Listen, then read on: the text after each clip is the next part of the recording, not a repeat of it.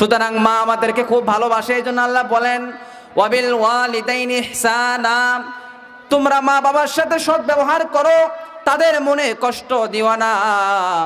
ইম্মা ইয়াবলুগান্না ইনদাকাল কিবারা আহাদুহুমা আও কিলাহুমা ফালা তাকুল লাহুমা উফফিন ওয়ালা তানহারহুমা ওয়া কুল লাহুমা কাওলান কারীমা।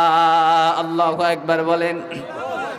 আল্লাহ তাআলা বলেন যে তোমাদের জীবদ্দশায় যদি তোমাদের মা বাবার মধ্য থেকে কোনো একজন অথবা দুজন যদি জীবিত থাকে, তারপরও তাদের সাথে উফ শব্দ আচরণ করো না। ওয়ালা তানহারহুমা, তাদেরকে ধমক দিও না।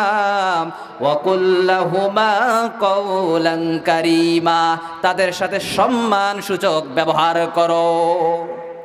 সম্মানিত হাজিরিন, মা বাবা এমন একটি জিনিস, যার মা নাই, যার বাবা নাই, সে বোঝে মা বাবা হারানো কত দুঃখ, কত বেদনা।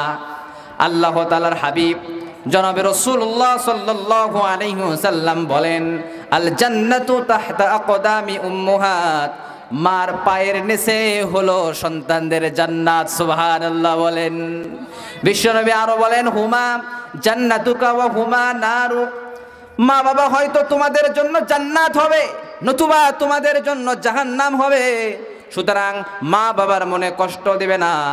মা বাবার খেদমত করা মুহাম্মদ সাল্লাল্লাহু আলাইহি ওয়াসাল্লামের সাথে দেখা করার চেয়ে মা বাবার খেদমত জরুরি। সুবহানাল্লাহ বলেন।